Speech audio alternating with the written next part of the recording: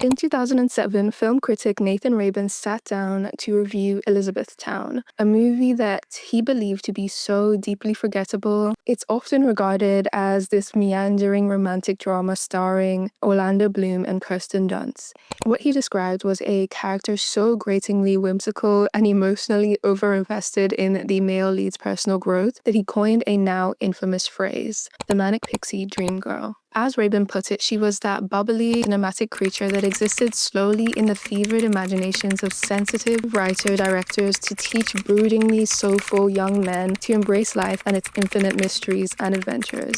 And with that, a new cinematic archetype had a name. Aesthetically speaking, the Manic Pixie dream girl is quirky. That's her whole thing. She wears an Afghan coat in the summer, changes her hair color like she changes her outfit. She loves clashing patterns and loves an eclectic accessory. But beneath the aesthetic and the charm, she's often been criticized as being shallow. She rarely has goals, backstory, or any real sense of interior life. She exists to fix the boy, never herself.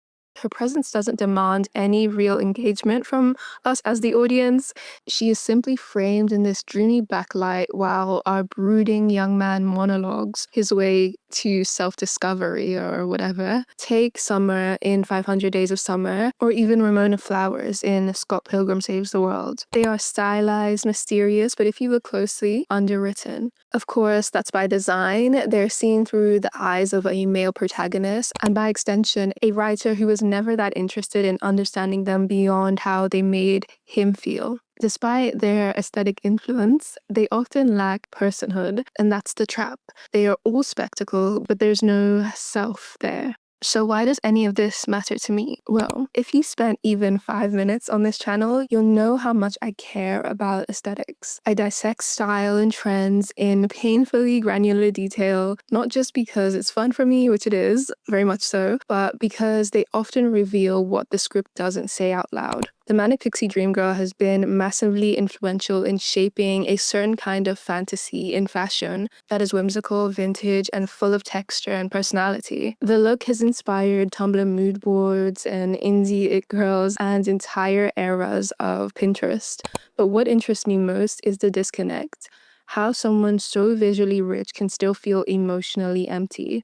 It makes me wonder if all the texture in her costume is compensating for a lack of substance in the writing, and whether that mirrors how women are seen in the world as a curated vibe. And this is especially coming to mind in our current era of coreification and aesthetic subcultures. There's something really powerful to me about the way mystique can be built through clothing. That's one of the reasons I love it so much. The right styling can make a girl feel unknowable in the most intoxicating way. And that allure, especially in early 2000s cinema, became one of the most recognizable visual traits of the Manic Pixie dream girl. While the term wasn't coined until 2007, the aesthetic was already fully formed by the time Almost Famous came out in 2000. Penny Lane was the prototype dream girl, charmingly layered in fur and suede, speaking in riddles, slipping in and out of rooms like smoke. While many other creators much more eloquent than I have already explained and explored her narrative function, what feels especially interesting and under-discussed to me is unpacking how her image has endured. Why did she, among so many female character types, become the one whose outfits a lot of us seem to be drawn to? There's something instantly recognizable about her.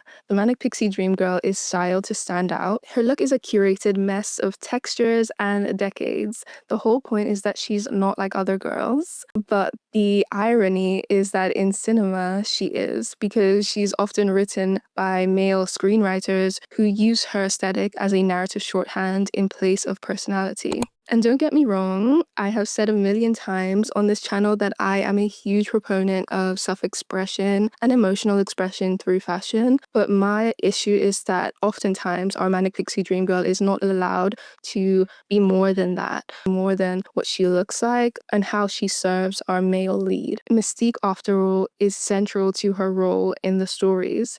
She doesn't need to be understood, just admired. And because of that, her style does all the work. We're not invited to learn about her, but we all feel like we've seen her before. She isn't granted any real dimension, but she does become an icon. Look at Summer from 500 Days of Summer, all Peter Pan colors and ribbons in the hair and dainty shoes. Her aesthetic is crisp, curated, and charming. But while we know how she dresses for work or dates or karaoke, we know almost nothing about her inner life. Her entire character becomes reduced to a vibe. In Eternal Sunshine of the Spotless Mind, Clementine's hair color does a lot of the emotional lifting. Her clothes are quirky, mismatched, often oversized, and are clearly chosen to make her feel unpredictable. But they also carry the burden of creating depth that the script never really delivers on. She isn't built to be understood, she's built to be remembered. Ramona Flowers in Scott Pilgrim vs. the World has those combat boots and the dyed hair and the deadpan sarcasm, but her emotional core is kept hidden. We know the 7 evil exes that she left behind, but barely anything about what she wants or fears. Her entire story arc is filtered through Scott's desire to win her. The styling is distinctive and her look has been hugely influential, but it's also a mask the film never asks her to take off. And that's the irony. In making these girls visually iconic, but narratively incomplete, filmmakers left space for audiences to project onto them. Alice, who we later learn is really Jane, from the movie Closer, is one of the most aesthetically compelling characters in the Manic Pixie Dream Girl cinematic lineage to me, even if she doesn't fully belong there. Okay, side note, I feel like I didn't express how much I was obsessed with Alice's look. Like, I definitely had a very long era where I was trying desperately to emulate her look. She's often lumped into Manic Pixie Dream Girl roundups. I think her various different looks, especially during the earlier parts of the film, feel very similar to an already established visual archetype of what the Manic Pixie Dream Girl might look like. And Dan, the male lead, treats her in a similar way to how all those brooding young men treat their Manic Pixie Dream Girl counterparts, if not worse. From the moment they meet, he's enchanted by her strangeness, by her mystery. The audience and Dan becomes instantly fixated on her. And what makes Jane so compelling is how she walks the line between playing the fantasy and actively dismantling it. By the end of the movie, after all that she has endured in the toxic love quadrant, Jane doesn't offer salvation, softness, or clarity. If the classic Manic Pixie Dream Girl exists to unlock something in the male protagonist, Jane's final act is to lock herself away from him completely. She does not explain, she simply vanishes. This emotional detachment is mirrored in her visual transformation. Jane is almost unrecognizable from the person we first met. She is refusing to perform, not because going natural equates to authenticity. I promise this is not clean girl propaganda. I'm a maximalist, I swear. But within the logic of this particular story, stripping back her aesthetic signals the end of her performance. And in this way, Jane resists the Manic Pixie Dream Girl trope, not by rejecting its fashion, but by revealing it as a performance she controls.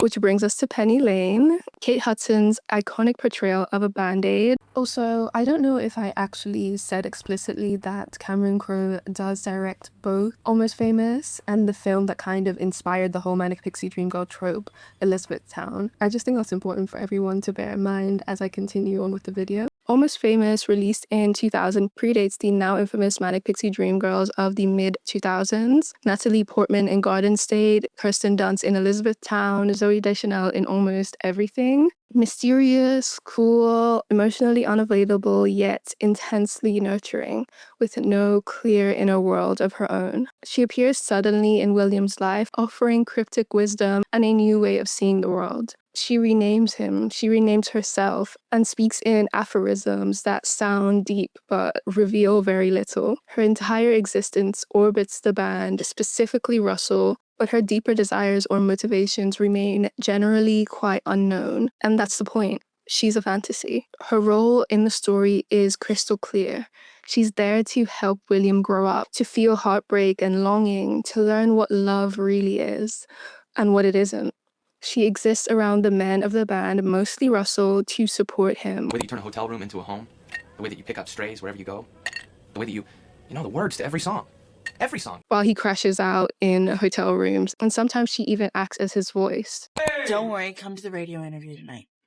Go away! Here's the thing about Russell. He's my last project. I only do this for a very few people, and I think we should do it together. Because all the guys are good, but he could be great. What's your real name? She cheers him on backstage. She knows all the lyrics to his songs. She exists in the story to be used by him. And don't get me wrong, it's clear that the movie itself is telling us the way that Penny is being treated is wrong and that she deserves better. But even when Penny's pain surfaces, it's romanticized. The film never allows us to truly understand her, only admire her, briefly suffer with her, and then let go. By the time she boards a plane to Morocco at the end of the movie, it doesn't feel like self-actualization. It feels like the maintenance of the myth, that one last mysterious flourish to preserve what really is just an illusion. Penny doesn't get to change, William does. Okay, so before I go on, I just want to say a huge thank you to you for hanging out with me today and diving into all things Manic Pixie Dream Girl and Almost Famous fashion. If you're enjoying this video, it would honestly mean the world to me if you'd hit that like button. It's such a tiny thing, but it really makes a massive difference to my channel and helps more people find out about these deep dives. And if you love fashion history, movie costumes, and just exploring pop culture like I do, then definitely subscribe. I have so many more videos coming up that I'm super excited to share with you, and I love to have you along the ride. Also, let me know in the comment what your favorite Penny Lane outfit is, or tell me who else you would like for me to cover next. I always read your suggestions and they give me a ton of inspiration. Thanks for being here, and let's continue on with the video. I've honestly been struggling with writing this script because I don't want to dive too deep into media analysis or social commentary, which are obviously important considerations to make when discussing a topic like the Manic Pixie Dream Girl trope. However, this is a fashion video, so it's kind of hard to know when to draw the line. Well, hopefully I'm getting the balance right though. And the fashion is definitely coming later, don't worry. But first, I kind of want to focus a little bit on the story beats, and also importantly, how we even got the movie Almost Famous. When Almost Famous premiered at the Toronto International Film Festival in September 2000, it was framed as a love letter to rock music in the 1970s, and in many ways it is. Okay, quick side note, I really want to talk about this dress that Kate Hudson wore to the Almost Famous premiere. I just think it's so beautiful. I wanted to include it, but I couldn't find a picture of the whole cast where she's wearing it, but I think this dress deserves its moment, so I'm just gonna leave it here for a second. From the vinyl spinning in the bedroom to the dimly lit backstages filled with cigarette smoke and the clothes. But it was also something more intimate. The film was in many ways Cameron Crowe's attempt to mythologize his own adolescence. Before he was a director, Cameron Crowe was the teenage wonderkin who managed to tour with bands like Led Zeppelin and the Eagles, writing stories for a Rolling Stone at the tender age of 15. Almost Famous fictionalized those years through the wide eyes of William Miller, a precocious teenager hired to write about the up-and-coming band Stillwater. But as we know, the soul of the movie doesn't belong to William, it belongs to the enigmatic, charming Penny Lane. She becomes William's guide into the chaotic, romantic, and often exploitative world of rock and roll. But Penny Lane wasn't totally a fictional invention. She was a collage of real women who quietly shaped the backstage culture of 1970s rock. Mainly Pamela Des Barres, Phoebe Buell, and Penny Lane Trumbull. Pamela Des Barres famously chronicled her life among rock stars in her memoir, I'm With the Band. Kate Hudson said that she read it as part of her prep for the movie and based a lot of her portrayal of Penny Lane on this memoir. And Penny Lane Trumbull, whose name was borrowed by Crowe for the character, helped establish a no sex with the band rule in her group, which were similar to the band-aids called the Flying Garter Girls. She was trying to preserve a space where women could be near the music without being preyed upon.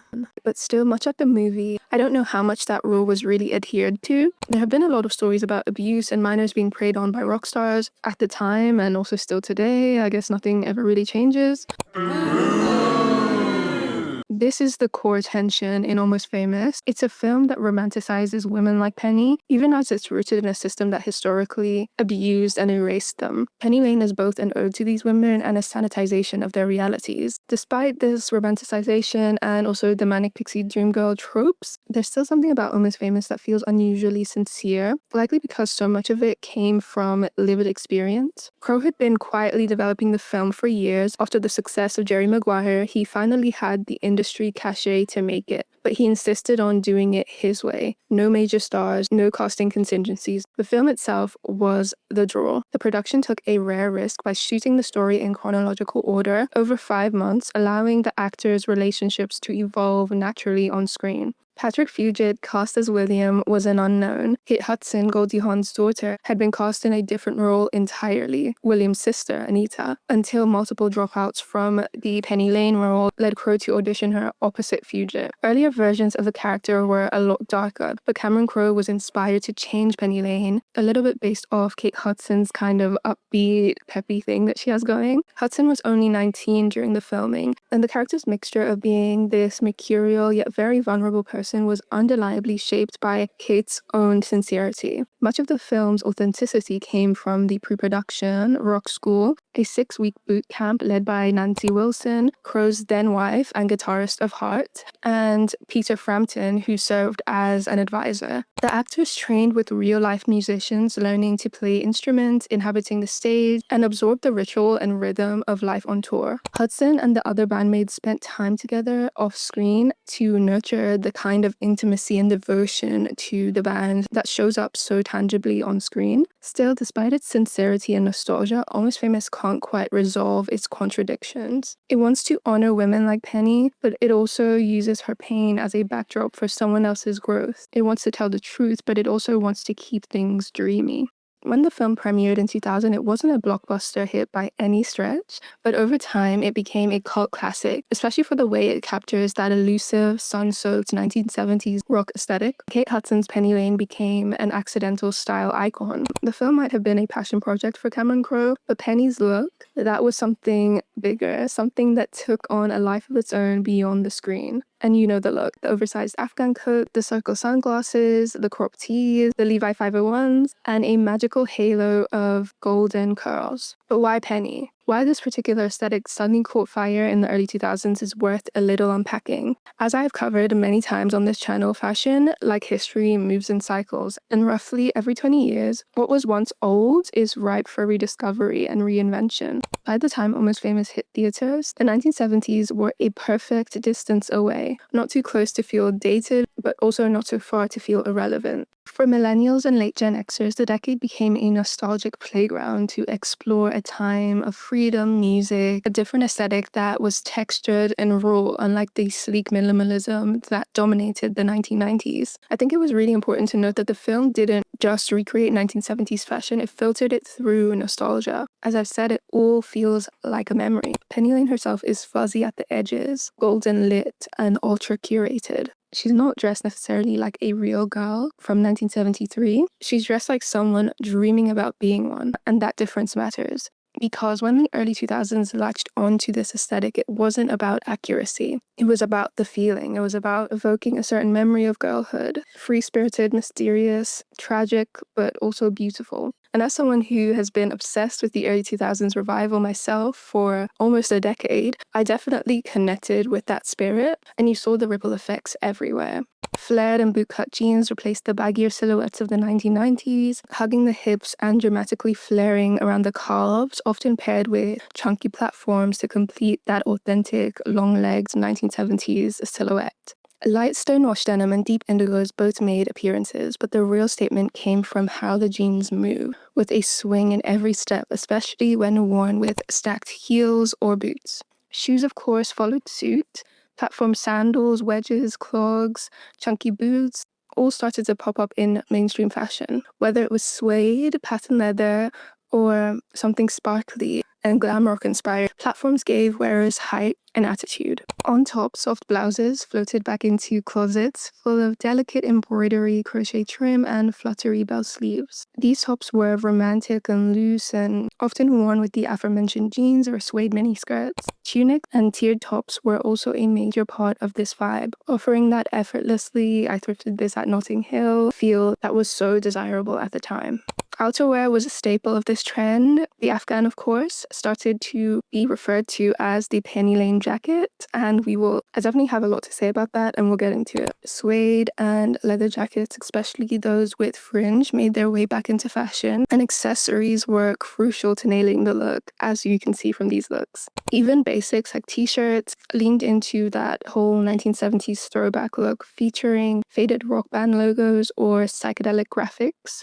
These weren't polished and pristine, they were distressed and nostalgic and felt well worn. Let's not forget about fabrics and prints. Velvet came back for nights out, giving that disco era glam feel, and also paisley and floral prints and trippy geometric patterns dominated daytime wear. The mixture of textures, soft crochet with hard leather, flowy chiffon with stiff jeans added visual interest that kept the aesthetic grounded in contrast. And also knitwear and crochet were especially loved. Tops, shrugs, vests all leaned into that handmade, homespun feel, often in earthy tone palettes, burnt oranges, olive greens, mustard yellow, and rich browns. The colors were warm, grounded, and intentionally natural, in contrast to that cool minimalism of the 90s, which really correlated with Penny's wardrobe. Penny's looks were all earth tones: rust, camel, olive, brown, faded denim, ivory. There's something very grounding about that palette. Warm, nostalgic. It's a palette that feels safe to me.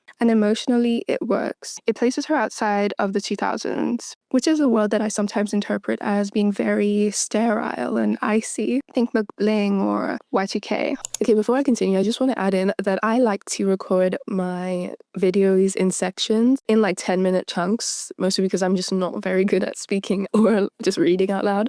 So different parts often get recorded on different days. And over the course of me recording this video, I have gotten progressively sicker. I just have like a little cold. So if you're noticing like a drop in my energy levels, or I sound a little different or a little congested, that's why that is. Hopefully it's not noticeable, but I just thought I'd add that in just in case it is. Okay, back to the video. So now that we have some context to the 2070s trend that I feel like the character Penny Lane did a lot to propel, I want to get into the specifics of her costuming. Every layer she wore was deeply significant. There's an undeniable sense that her look is curated, things that feel alluring and things that add mystery. The coat, the sunglasses, the little tackle box that she carries as a bag, these aren't mere fashion choices, they form an identity and a myth around Penny Lane. The coat itself demands so much attention. It's of course an Afghan coat. I used to sometimes call this style of coat a Penny Lane coat, and I think many of us still do that, but in researching this video I realized how much the name erases a far more complex history that deserves recognition. So from here on I will try to refer to it properly as an Afghan coat. This garment traces its roots to the Ghazni province of Afghanistan, made from caracal sheepskin with fleece turned inwards to trap warmth, and suede and soft leather on the outside. Each coat is hand embroidered, often with bright silk thread, weaving elements like stars, flowers, spirals. For the tribal communities of Afghanistan's hilllands, these coats were practical winter wear, rich in cultural significance and personal stories. Yet, like many cultural artifacts, the Afghan coat was pulled into Western counterculture during the 60s and the 70s. British entrepreneur Craig Sams was among the first to import them to London, where boutiques like Granny Takes a Trip made them a staple among rock royalty. Suddenly, icons like John Lennon, Jimi Hendrix, Eric Clapton started wearing these coats. They became an emblem of bohemian rebellion, signaling membership in a global, spiritual, and somewhat political tribe. But beneath the glamour lay the darker truth. This style was borrowed, appropriated, and really stripped of its origins. These coats were reshaped, reframed as exotic and fashionable statements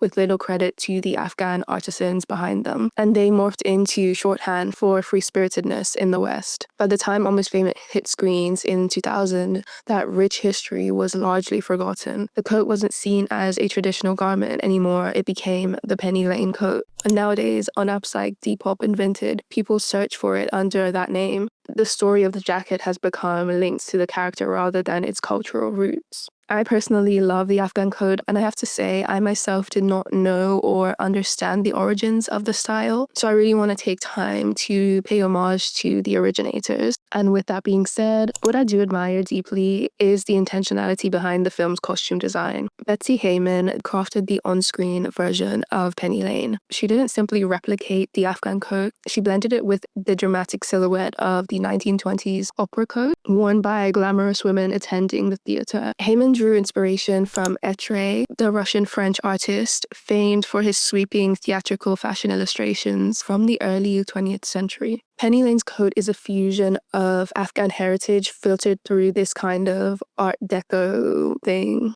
It's made from velvet upholstered fabric, intricate tapestry patterns, and fur trim. The piece itself is at once loud and soft, mystical and theatrical. And that theatricality is exactly what Penny Lane's character demands. The coat is her signature piece, a costume that transforms her into the version of herself that others find deeply alluring. It's a cocoon, it's a shield, it's armor. And when it slips off her shoulders later on in the movie, after the Quaalude incident, it feels a little bit like unraveling, a glimpse of vulnerability. To me, Penny Lane's aesthetic is a visual cornerstone of what we've come to associate with the Manic Pixie dream girl archetype. Although, again, it didn't exist when she was created as a character, but having come out in the year 2000 on the cusp of the 2000s rom-com boom and the Manic Pixie dream girl's explosion into pop culture, I really feel that Almost Famous was one of those movies that ushered in this trope. So in many ways, she is the prototype. The Manic Pixie dream girl archetype comes with a coded wardrobe. These visual cues are designed to be instantly recognized, even if we're not always aware of them. A devotion to vintage or vintage-inspired pieces, elements that feel handmade or like found pieces rather than new store-bought. In Manic Pixie dream girl style, the clothing is the character. Penny embodies this perfectly, but with more depth and texture than most. Her outfits are layered and lived in. At concerts, she's in crop tops and vintage Levi 501, sometimes a blouse or a sheer ruffle shirt, grounded mostly with the use of denim, then elevated with the accessories. There's typically a whimsical touch in there. Take her tackle box handbag, a plastic hardshell case. She carries it as a bag in a move that I assume is inspired by Jane Birkin's whole basket bag thing. Betsy Heyman scoured rock tour archives, hunted down real 1970s Levi's, mined music history for authentic details. Penny Lane's Levi 501s are the same cut worn by the band members themselves, and her granny boots blend Victorian and quote-unquote hippie aesthetics, which were a staple for 1970s rock girls. And I also wanted to take a moment to talk about Penny Lane's tops. They're often semi-sheer blouses. They feel emotionally opposite to the Afghan coat. While the coat hides and contains, they're fragile, floaty, and evocative. I think that's what makes her wardrobe so compelling to me, is that duality. Each piece shows who she wants to be and hints at who she really is when no one is watching. These girls stick in our minds because even when the writing falls short, the styling fills in those gaps. Penny looks like she carries 1,000 stories, but the film doesn't allow her to really explore that. I can't wrap this up without giving the other Band-Aids their moment. Penny Lane might be the icon, but the women orbiting her, Sapphire, Alexia, Estrella, each brought something unique to the world of Almost Famous, and their style choices also matter a lot, I think. So I wanted to spend some time getting into those. Each of the Band-Aids had their own spin on the same rock girl uniform. Take Sapphire. She's the cynic of the group, sharp, experienced, but not here to play games. Her clothes reflect that energy. Very bold prints, halter necks, dramatic makeup, and a very bold approach to color and texture. Her look is the loudest of the group. She leans into a kind of power dressing that's both really alluring but also kind of overstimulating. And I also wanted to note that all the jewelry that she wears actually belongs to the actress who played her. Then there's Palexia. I can't pronounce her second name, so I'm just going to put it here.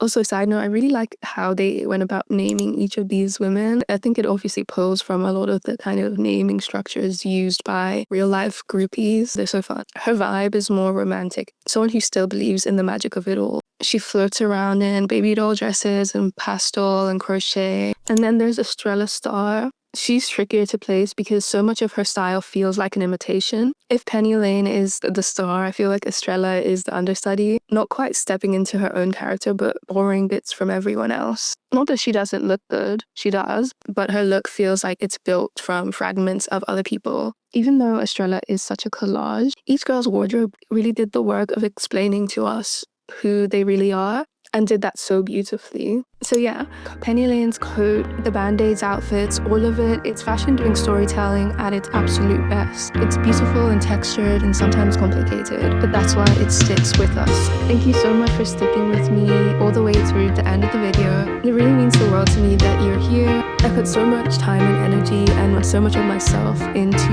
these videos, and sometimes it takes weeks and even months to get everything just right. And knowing that people watch and listen and really engage makes me feel so seen and appreciated. Thank you, and I'll see you again in the next one.